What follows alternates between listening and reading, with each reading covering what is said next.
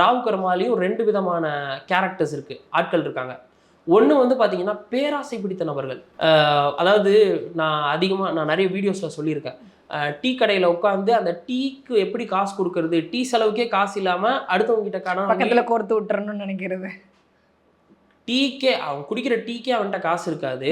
அந்த டீ காசே வந்து அவன் யாரையாவது கொடுக்க வைக்கலாமா அப்படின்னு யோசிச்சுட்டு இருப்பான். ஆனால் ரோட்ல ஒரு ஆடி கார் போகும்போது இந்த ஆடி கார் என்ன விலை இருக்கும்னு உட்காந்து கூகுள் பண்ணுவான். அது வாங்கணும்னு சொல்லி அந்த எண்ணம் வருது பார்த்தீங்களா?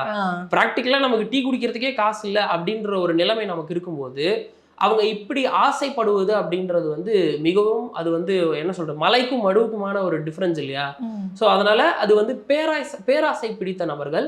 அதே மாதிரி ரொம்ப செல்ஃபிஷான கேரக்டர்ஸை சேர்ந்த நபர்களும் இந்த ராகுனுடைய கர்மால இருக்காங்க. அதாவது கோல் இருக்கலாங்க, பெரிய கோல் இருக்கலாம், பெருசா நீங்க ஆசைப்படலாம், அச்சீவ் பண்ணணும்னு ஆசைப்படலாம். பட் ஆனால் அது வந்து இந்த சிவகார்த்திகேயன் படத்தில் வர மாதிரி இருக்கக்கூடாது.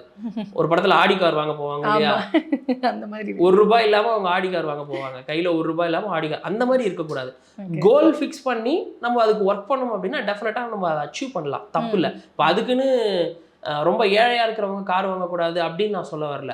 அதுக்குன்னு ப்ராப்பரான ஒரு கோல் நீங்கள் செட் பண்ணி ஒர்க் பண்ணீங்கன்னா டெஃபினட்டாக நீங்களும் ஆகலாம்.